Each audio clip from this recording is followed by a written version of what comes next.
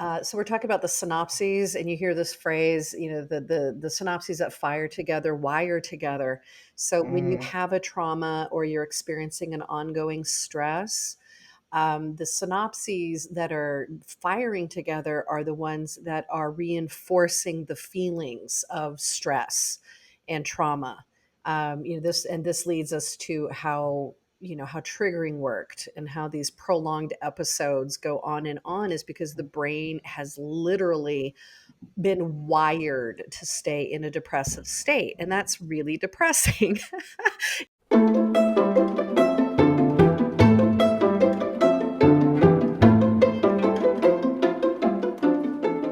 Depression is one of the trickiest and most universal subject matters in these modern times. It's been a major part of both Trai and Jenny's lives, as well as the lives of our families and friends. In this episode, we speak frankly about how it's affected our time on this plane of existence and what we hope for our futures, despite being wired for despair. Added points for the look at generational impacts and approaches to melancholy management. This episode is just our recordings and will not have any video on YouTube. And ha ha ha, meow meow. Meow Hello, meow. Trey. How are you today?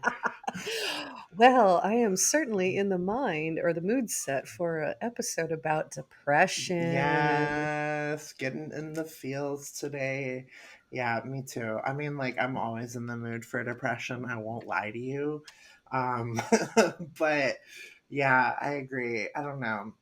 I definitely feel like before we started the episode, you were saying you like that we need to talk about why we're doing this episode and like what's going on with us right now. And I'm definitely going through a lot right now, but I've lived with depression my entire life. It's like the mental illness that is so wrapped up in everything that I do and everything that I am.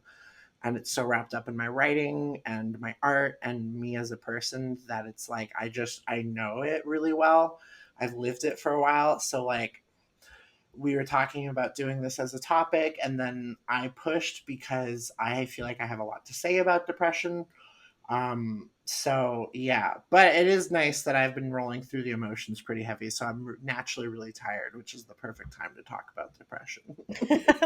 when you don't have the energy for defenses or for getting Yes. angry. Exactly. Well done, well timed. Well, for our listeners, I'll just go ahead and throw this out there that, kind of a trigger warning. Like, this is an episode about depression. Yeah. I mean, we're not going to go insanely dark with it, but it may not be your jam. We certainly don't want to trigger anyone. Um, Yeah, and we're not yeah, going to talk about like SI or attempts or thoughts or anything like that. yeah, Specifically because I personally, and I think Trey agrees, that depression gets conflated with those things a lot. And yes, those are a really big part of depression and aren't necessarily something that should be ignored. But I also don't necessarily think the conversation of depression always needs to center around those. And hopefully this will agreed. make this episode less triggering for some of y'all. We're still gonna off the cuff it, but then I'll just edit things out if we have to at the Yeah, end. no sweat. Yeah, I But mean, bottom yeah, line is, we are living with depression, whatever that means. And that's kind of what we're going to be exploring today. mhm. And yeah, that's the focus for today's episode. So if this is not your jam, or if you're in a particularly sensitive spot, maybe this isn't the episode for you right now. But we are going to come around to talking about some of the things that have helped us Mhm. live with depression, and there might be some value in that for you. Yeah, and we will definitely try and make it lighter next week and a lighter topic next week. I think we had talked about doing movies. Um, Skip to the movie episode. We wish we could. yeah. Um, but yeah, we're doing this with everybody in mind. We're doing it no camera, just because I that was my idea, and I just feel like it's a little more intimate, and it can be a little more off the cuff. And because I voted that we look like crap today, so I look like crap.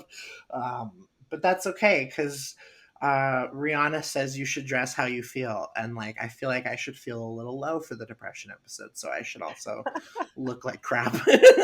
All right. Well, hey, I managed to get a shower in, and let me tell Oh, you, when the depression is at its worst, like, hygiene is not a priority, that's for sure. I feel like that's a really like it's just really hard. I don't know if we've had conversations about spoons on this podcast in the past and what the ideology behind spoons is, but like the idea being that how many spoons you have is how much energy you have to give to something throughout the day.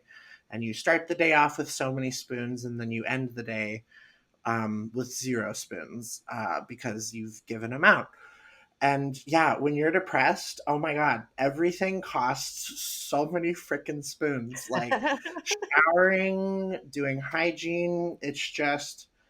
this incredible, incredible battle. And for me, the depression really matches up with the ADHD well because like of this idea of ADHD paralysis of like I'm thinking too much and I can't do anything. It almost turns into like depression paralysis where I'm just like so low energy and so low spoons and low idea of myself that it's like I can't do anything. I don't want to do anything. I don't want to move from this spot on the couch or the floor. And, I can barely turn the TV on. So, I mean, I guess I can just segue it first and just say I did a little bit of back end research on depression, and maybe this will help spur things for more.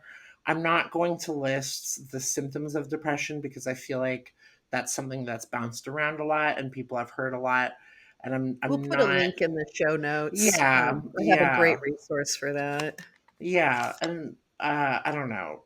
I don't know why I shied away from it, but yeah, we'll put a link. But it's worth noting that according to the Brain and Behavior Research Foundation, 77%, at least 60 million of Americans have had at least one major depressive episode in the last year. So about 6% to 7% of Americans deal with depression, which personally, I thought that number was going to be a lot higher. And I personally think it probably is, but I don't know how many people are accurately reporting themselves as being depressed. Um, Women are 70% more likely to experience depression than men. And then young adults between 18 and 25 are 60% more likely to experience it than adults over 50. Wow. Um, yeah, which also makes sense because like brain development and stuff. And then I guess when you're past 50, maybe you're just like, I'm settled in. I don't know, but maybe I'm wrong. Yes, please. Tell me what it's like past 50. No, don't look at me. um, and then But I mean, it is a thing to talk about because one of the, aspects of the show is like the different generational pieces of this. So I'm always paying attention to what's happening with with the young folks because I'm in classrooms with them, and it's very good to know not only being able to identify what's like if somebody is having a hard time of it, but also kind of knowing what the overall trends are, and the trends have been going down. Folks are that doesn't sound right. Folks are having more and more depression and yeah, anxiety I was than confused, but I'm ever caught up before. now. Yeah, Yes. sorry. No, I was like, Wait, yeah, what? I don't know, because like I definitely was tempted to just ask like, how many of your friends would you say when you were like in the young adult area of your life would you say were depressed, or how many people that you were interacting with would you consider to be depressed people, and maybe that includes now too. Well, I was a theater kid, so Oh, this was so the all of you. 80s. So all of them. But that said, part of the coping, because as a Gen Xer, we didn't know what depression was. There was no terminology around it. It was a bad thing. That's the only thing we knew. Um, Occasionally, there'd be a magazine like 17 or something back when that existed, where it would say, it would give you like a little quiz. Are you showing depressive symptoms? So, like, very few people were touching on it, much less like what to do about it. They'd be like, buy yourself a pretty new frock and your problems will be solved. There just wasn't any support or real, um, I don't Especially know. if there was depression quizzes in magazines, like that's mind blowing to me. Like today, that sounds like just such a terrible idea. Of just like, are you depressed? Let's do this little magazine quiz. And oh, I'm depressed, according to this. That's wild.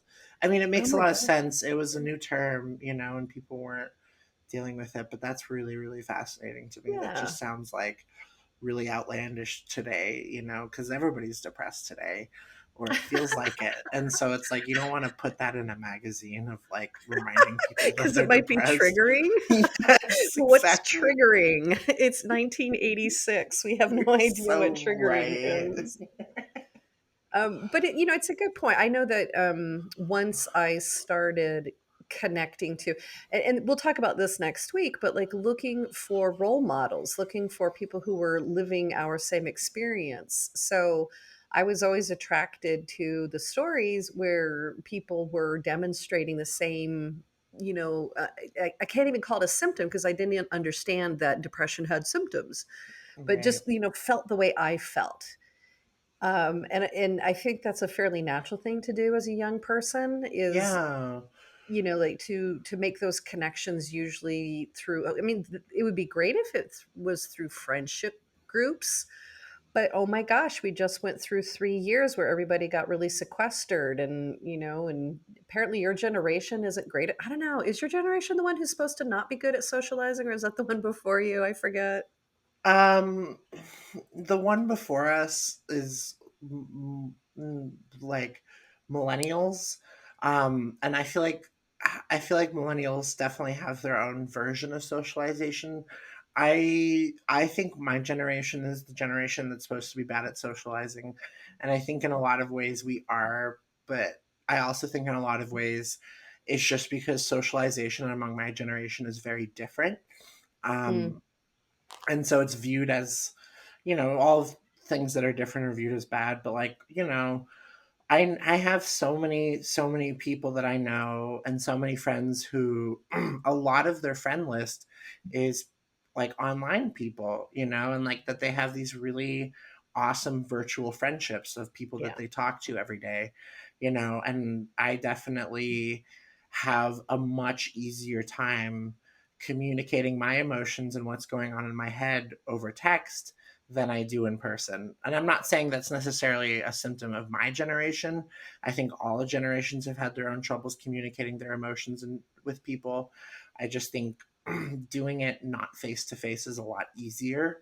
Same for the same horrible reason that cyberbullying is a lot easier, where it's just like you're Yeah. not facing it, and you're not looking into somebody's eyes while you're telling them that I've been really depressed and not having a Yeah. good time.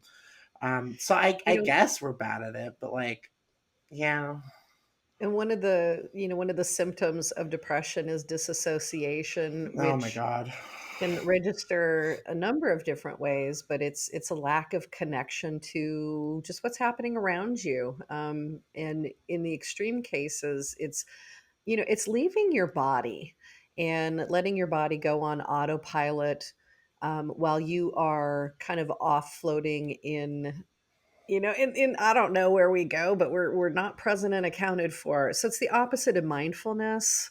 yeah, And disassociation is easier. I mean, form follows function. So texting is like disassociated, intimate conversation. You can still get your absolutely, point around, but you don't have to do it looking anybody in the eye.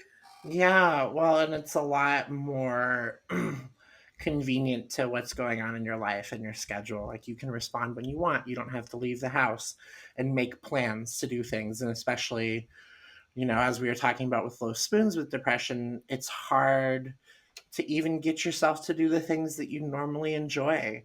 It's hard to leave the house and go outside and experience the world. And like, I don't know, especially because you brought up dissociation, and I have some I have some facts about Yes, scientifically what depression please. kind of is, but like for me personally with ADHD, I dissociate a lot anyway, and I have a hard time getting the serotonin and dopamine I need.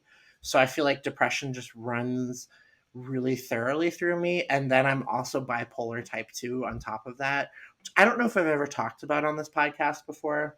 Um, and maybe it's worth doing a bipolar episode, but essentially, type 2 is categorized by the depressive episodes being a lot worse than the manic episodes. And like Mm. when I'm manic, I can get a lot done and I can be really productive and have really high highs in my life. But when I'm depressed, it's like a valley is being created in my life, and I'm just I'm terrible at everything.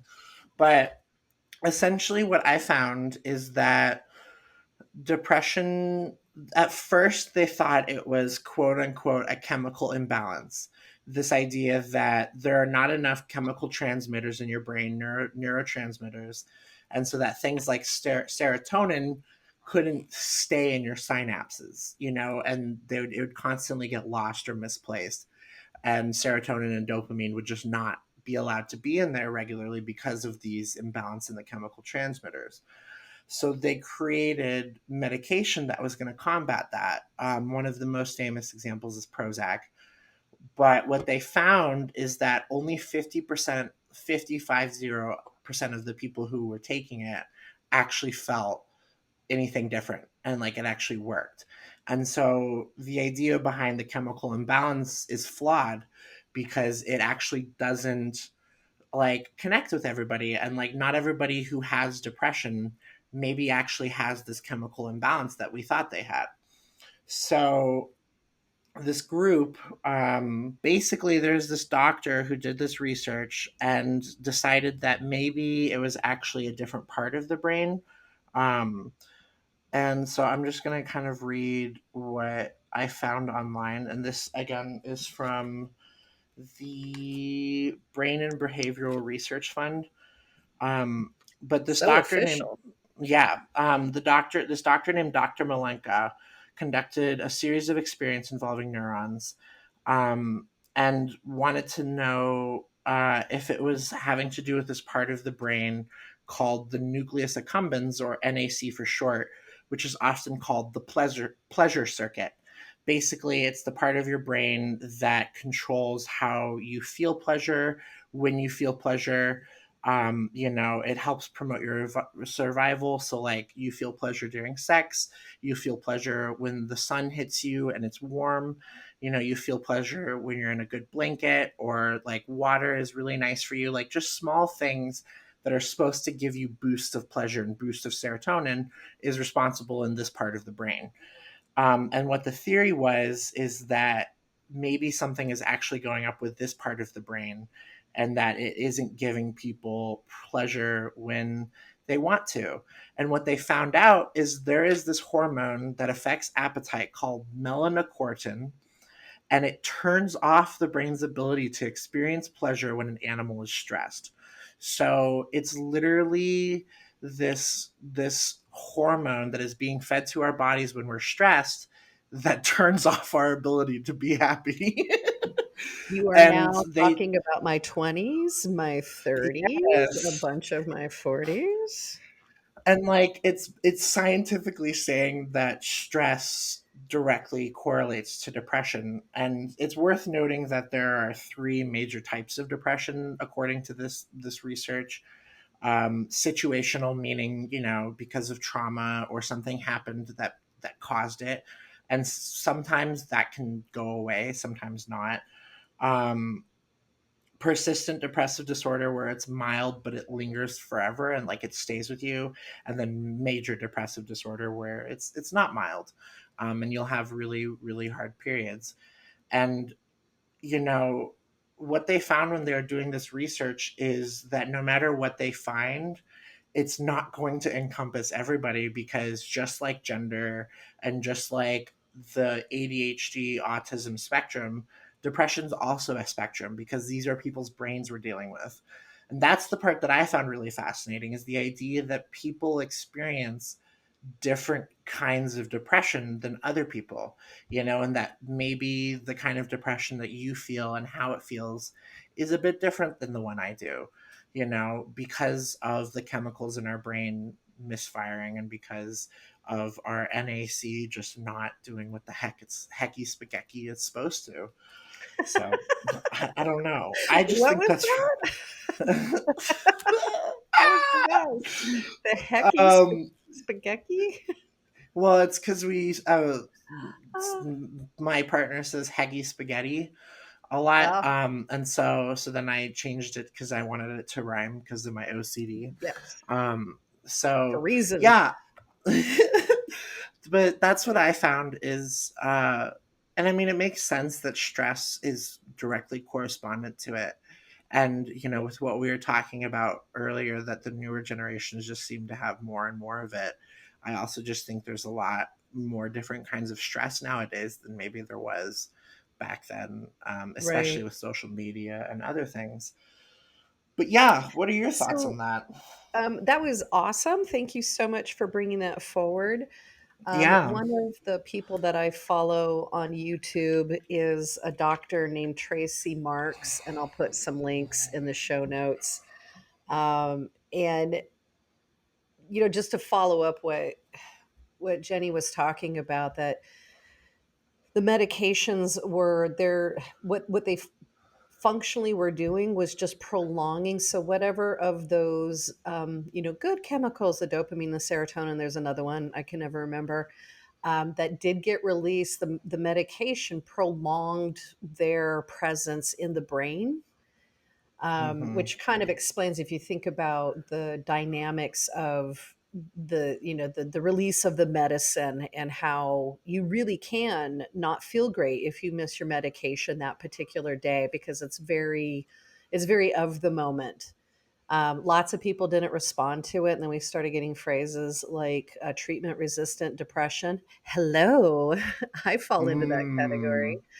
Mm. And then what Dr. Marks was saying is that recently, and again, you guys, all of this has come out in like the last 5 years. Yeah. So not only are we talking about it, but the solutions they're infinitely better. One of the things that we hear, uh, well, people who have medical conditions that are seemingly hopeless and untreatable, the doctors will say, but at any time, there really could be a cure. Like, people are working on it. Hang in there. There could be a cure. Like, I didn't hang in there because I was hoping for a cure. But what I'm saying is the chances for treatment are infinitely better than it was 10 years ago, 20 years ago, and certainly, when I was growing up. And what they have discovered is, that here, let me come to my notes. So we're talking about the synapses, and you hear this phrase, the synapses that fire together, wire together. So when you Mm. have a trauma or you're experiencing an ongoing stress, the synapses that are firing together are the ones that are reinforcing the feelings of stress and trauma. This leads us to how triggering worked, and how these prolonged episodes go on, is because the brain has literally been wired to stay in a depressive state, and that's really depressing. It's not something you heal from, as it turns out. It's not like a broken bone where, get it reset and you'll be all better.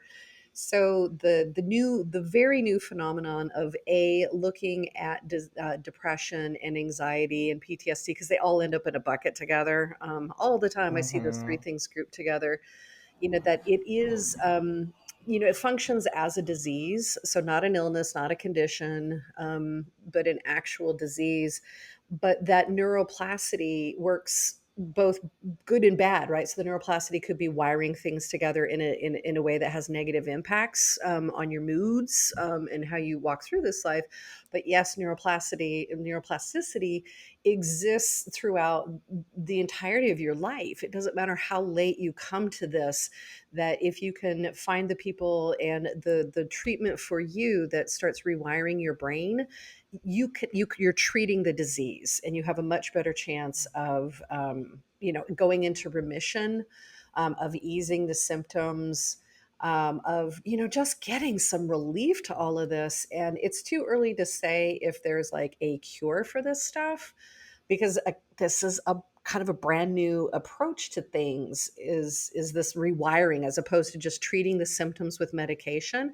And please know, I'm not telling anyone, not a doctor, not telling anyone what to do with their bodies. If the medication is Right. working, I am so very happy for you.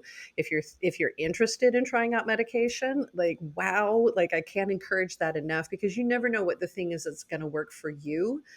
Right. But what we've come to is that there are more significant means of treating depression that allows the brain to actually heal itself. And Jenny, for you at your age to come in, you know, into the world at this time, it is terrible, but also, hey, there might actually be treatment.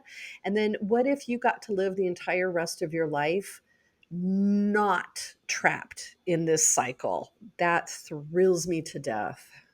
Yeah, and I don't know. I have very mixed feelings about all of that, which I can delve into. But like, first of all, I think that's really interesting and it makes a lot of sense to me. And my gut is telling me that like term like cure just doesn't apply to something like this because the kind of treatment you're talking about is going to be so individualized for For people, sure. especially because, like I said, my depression wraps up in my bipolar, my ADHD, and my gender dysphoria, all of which are chemical processes that are happening in my brain. And not everybody who is depressed is going to have bipolar and is going to be bipolar. But I know for a fact that treating my depression is going to be rerouting through the bipolar, and be working with it or understanding it, which leads me into my other thought process of like, you described the synapses wiring together and firing together, and this idea that your brain is just reinforcing this depression and that this is how you exist. And that's very much been my life. There's not been a single year of my life that I haven't spent at least 2 months of it depressed. Mm. And because of that, I have a very volatile but yet romantic relationship with depression. Like I Define. You must unpack that. it What does it that really mean? ties into being a writer, but like Are for me, sadness is just so beautiful sometimes, and there are moments where I'm so depressed and I'm so unhappy, and I just sit with myself and allow it to exist, and I sit in the depression's existence for a while, knowing my boundaries, of course, knowing when it's gone too far or if I feel unsafe, knowing when I'm at my cap. And I will caveat and say that there's only a certain amount of the time I can spend in depression before it does get bad. So, touche to that point. But there's a certain amount of depression that I'm actually genuinely afraid to lose because I just see so much beauty in the world because of it and so much beauty and sadness. And then there's movies that just portray this infinite sadness, and it just reaches into my core in the most beautiful and romantic way, and is so tied into what some of my love for movies, and like Melancholia. It's just so beautiful, Oh, especially yeah, on the yeah, rewatch. Melancholia. Who was that again? Who was the, Lars von Trier, Lars? of all Lars von people, it's Trier. his most Second PC appearance movie. on our Yes. podcast. But like, or just, I don't know, there's moments in like TV shows like Russian Doll. Like, I feel like only a certain percent of people experience depression the way I experience it. And when somebody I come across does, I can tell pretty immediately, especially in their art. Um, and it's just really beautiful and romantic to me, and like just really encapsulates like, I feel like mine's really tied to grief, and I don't know why, but my depression phases really feel like grief phases for my life. And to me, taking those away would be like taking away the grieving times, the opportunities to grieve, It'd be like something bad happening to you and you saying you're not allowed to grieve it. It feels like my entire life has been traumatic. And so the depression is me grieving that, Right. which is really sad. But like, I I don't know. And it also just could be the addiction center of my brain, because when you're sad you do start like overcompensating, and so a certain amount of sadness in your brain feels good because you start pumping out more chemicals to combat that. So I don't know. I don't know. But that's my 2 cents. Is it's like I have a relationship with it that maybe I shouldn't, or maybe I should. Hey, we're not judging anybody. We're just trying to express, and that was really lovely. Do you feel like you had asked me if I, in my youth had been surrounded by a lot of depression. So two-part question: do you feel like you grew up with a lot of folks who also were experiencing sadness slash depression, and do they have similar relationships to it as you? I definitely didn't grow up around them. The high school that I went to was very rich and sheltered. And so I feel like the people who were depressed certainly weren't advertising it the same way I was and were sealing themselves off from it. And I think they also had the means to overcompensate, if you will, and do really bad things like drugs and other things. And I wasn't associating with those crowds in high school, not because I was judging them or anything, but just I think I knew deep down I was an addiction person, and that if I allowed myself any leeway in those areas, it was going to take my life off course. So I avoided them like the plague. But I actually suffered from a chronic lack of people around me who understood what I was going through.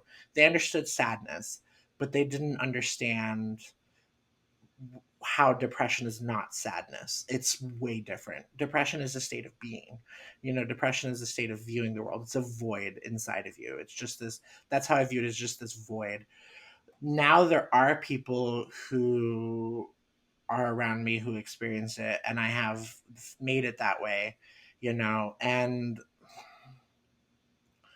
it's hard to say that they have the same relationship with it that I do, because one, I do really think a lot of it's tied into my art, and like movies had such a profound impact on who I am as a person, that without the movies that I watched growing up, I would literally be a completely different person today. Like I learned so much through movies that, you know, without that connection, I don't know if I would have that experience with depression. And I think for a lot of people, the depression is very destructive. But there are also people in my life who are a little more emotionally regulated because they're older. And Because I, they're older. I don't know yeah, if we can automatically say that older equals you know, wiser or more I, regulated or I whatever. I agree, and age is a number, but I also agree that I also feel like your 20s are very different emotionally than your 30s usually are. And I feel like your 20s, you don't know what the heck is going on, and your 30s, you're starting to maybe understand what the heck is going on a little better and how you deal with it. You've just had more time to sit with your body and sit with the processes. And I do think that some of these people who, I don't want to say emotionally regulate better, but just allow themselves to feel it, there is a certain amount of slipping into an old blanket, like it is for me with them, where it's just like, oh, it's my time to experience it, and this is what's going on. And, Right. I think all of us have definitely resigned fighting it because we haven't been medicated and because we didn't get the resources we needed growing up, that now that we're adults, we're just like, this is how it is.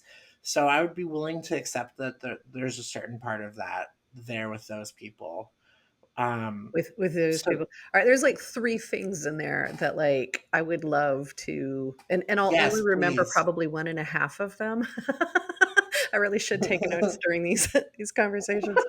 Um, so um, I think that the generations that are coming up now, so yours and the folks behind you, they have choices and resources that did not exist. And I could not be more excited for this idea that you guys, all y'all youngins are going to be able to jump on the interwebs and you're going to be able to get education about what's going on with you, but Yeah. also like how, like what can I do about it? Sure, coming up we had the books. I don't know why, but Flowers in the Attic is Yes, was a such a seminal. classic. And what is more depressing than being locked in an attic with your 5 siblings and reaching puberty? I mean, harrowing, people, harrowing. And I feel like that was our version of Victorian Gothic. Mm. The weight of that. Like when you were talking about the romance of sadness, I was thinking about like Wuthering Heights and oh no, Jenny's gonna date Heathcliff and like is it romantic to have Oh, somebody who is obviously in such terrible turmoil and that opens all the I will fix them and et cetera, which is something for another episode, asparagus. But going back to like the getting older thing, so I actually think honestly that yes, your 20s, like this I feel like you and I can absolutely agree on that you really don't know anything, but at least you're starting to learn what questions you want to ask that's going to yes. start defining some of the directions that you go in, and that's across the board of everything, romance and career and where you want to live and how you want to live and how you want to feel. And then when you get into your 30s, before again, I'm really hoping that younger generations don't have this experience, but in your 30s you tend to start to acquire responsibilities and and weight, and how would I explain weight? You get better at your job, so now you have more responsibility and you're responsible for people, you're responsible for money. Maybe you want to buy a house, and oh my God, now you have that responsibility. And maybe you have kids, and now you have that responsibility. And maybe your parents are getting older. And I feel like if you haven't set things up, and again, this is just me, if you haven't set yourself on a road to acquire the tools, then in fact your 30s are just going to cement all of your worst freaking tendencies. And I remember in my 40s, because I do this a lot. This is why we have these conversations, Jenny, because both you and I really, really watch and observe, and in a crew, uh, Yeah. we're like human pollsters. And I started walking around saying, well, your 40s, as it turns out, is that moment where either you start becoming your best self or you start becoming your worst self. And Wow. to come into your later 40s, because a lot of women in particular have this kind of seismic break with society late 30s to mid 40s, and it's our own version of a midlife crisis. But I was just talking to a friend of mine about this the other day. There are so many women who leave the corporate or institutional workforce because we simply can't take it one more minute. So the systemic oppression, watching the men get promoted and get promoted and get promoted, Yeah. and not having impact at our workplaces, not being listened to, and feeling like we're leaving our families behind if that's a thing that you've chosen to do. Or the divorces, like the marriage has absolutely demonstrated itself to be untenable and having to step away from that.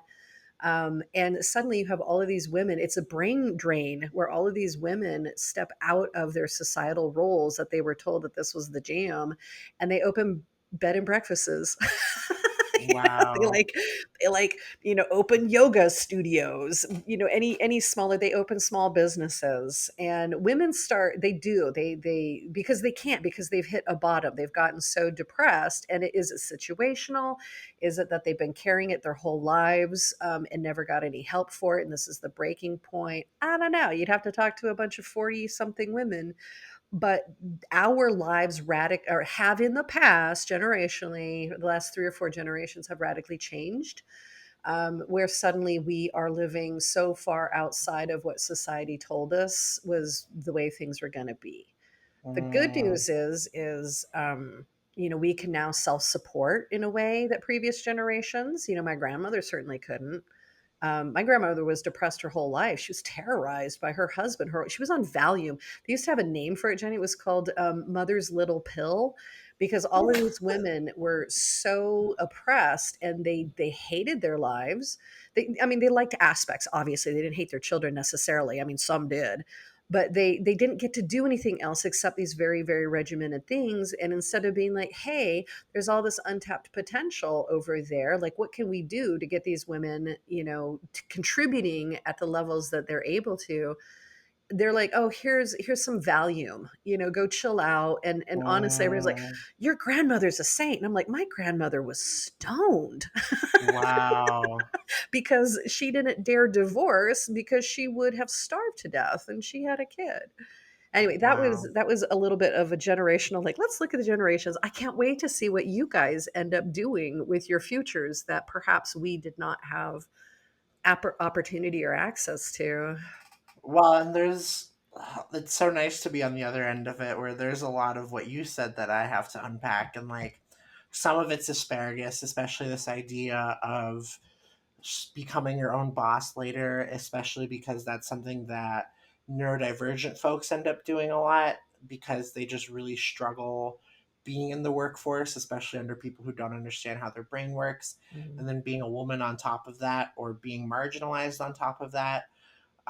I certainly have more empathy for that after being trans and seeing how my workplace life completely flipped, and did a complete 180 from how it was. Um, so that's really fascinating and it makes a lot of sense. And I also feel like, I don't know, like this is helpful for me because I definitely need to corral if I haven't. I think I'm on the path for finding the tools for myself before I hit my 30s. It feels like that's what I'm doing.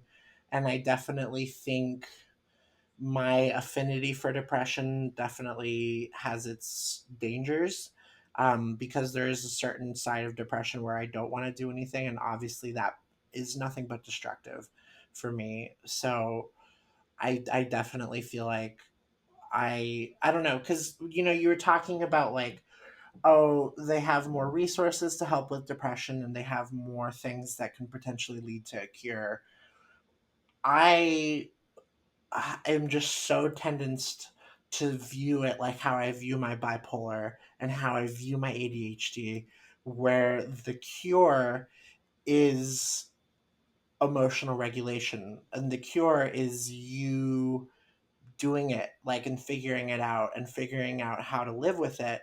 And there are tools that will help, like medication, and sometimes you absolutely need those tools.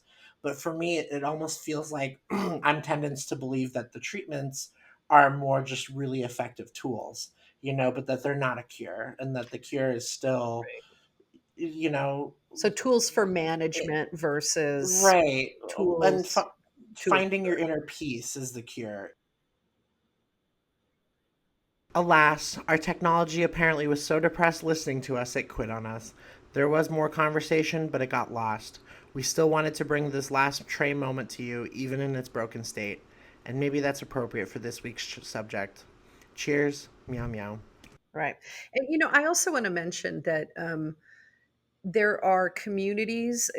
First off, we're Americans. If y'all haven't noticed, we're Americans, and a piece of that is, I came up lower middle class. I would say, Jenny. I don't know where in the caste system you identify. Lower middle class, but I was raised around people who were impoverished, and it's a very different mindset. You have this conversation with African Americans, and it looks very differently because the sense of oppression and persecution was much more acutely felt. And what it did to their communities is way different than when you're looking at it from a white person's perspective. I grew up in a biracial neighborhood, Latinos, and poor white people, and that really really formed a lot of how I look at the world.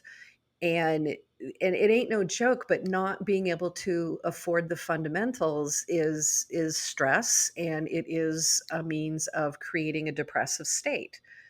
So on one hand, it's great to be freelance and have scaled back your expectations of what this country can really, there is no American dream, what can it deliver for you?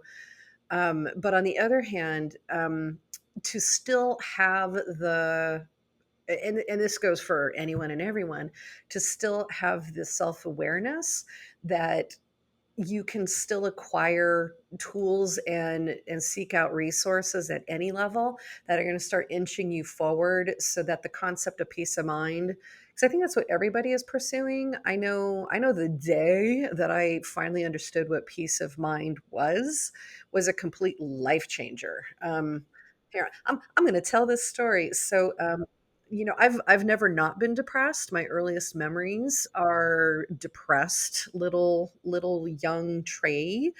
Um, I certainly didn't know I was depressed. It's just what my state of being was.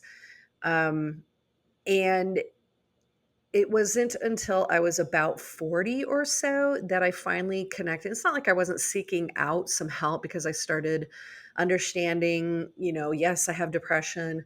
Yes, I have PTSD. Now, what do you do with it? Nothing. You're going to have that stuff for life. Oh, man. Darn it. Well, but maybe there's things that can be done. So I've slowly been becoming, kind of an expert, both in the ways that this stuff can completely disassemble a human being, but also the ways that you can connect to moments of respite, which was really, for a very long time, all that I could aspire to. So I was going to a woman who did cranial sacral work. And I'm telling you, it changed my life. Did it fix it? No. But okay, so a little bit of context. One of the ways that depression works on me is looping. So is that depression? Is that PTSD? You have it in common. So looping is just constant negativity and massive, massive, massive doses all the time, all the time. I would sit up all night and, just talk smack to myself all night long. It was horrible. Um, and my therapist said that I had the most overdeveloped super ego of anybody she'd ever seen. Which, hey, I'm an overachiever. Yay me! But what that really meant was that there was no individual voice. I did not exist. All that existed was this horror. It was horrible, horrible, horrible.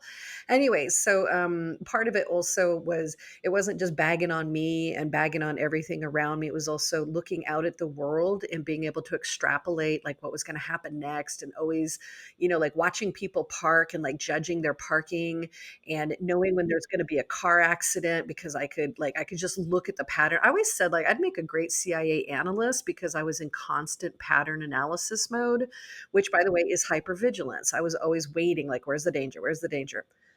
So I'm working with this cranial sacral person, and I don't even know how long, probably a couple of years.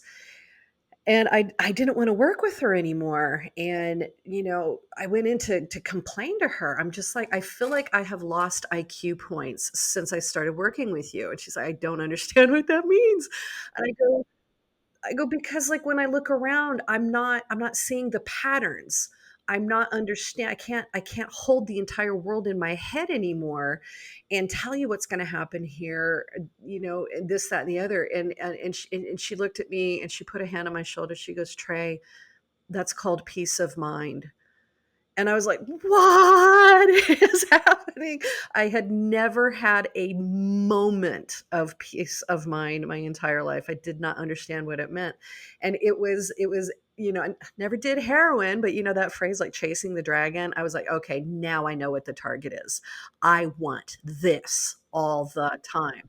I do not get to that all the time, but I have gotten to the point where I get to spend weeks, sometimes even a month or two, where I am in remission, where I'm not just beating the crap out of myself every single minute of every single day. The downside is living in 40 years of extreme pressure cooker stress like that, has kind of wrecked my body. So I'm laughing because it's a Gen X coping mechanism. We laugh at our trauma. Ha! So now I'm in a position of trying to maintain the peace of mind components, which, by the way, the spirituality stuff, holy Toledo, that was another huge leap forward. So mind, body, spirit, we talk about that all the time, where I now at least have a chance at bringing myself out of my depression. The problem is the depression at this point is so ground in that every time I re-trigger, it's like an extreme between it just feels worse, Jenny. My depressions feel so much worse because I was out of it. I think when you've been in depression for a long time, you live alongside of it. Does that make sense? Yeah, okay.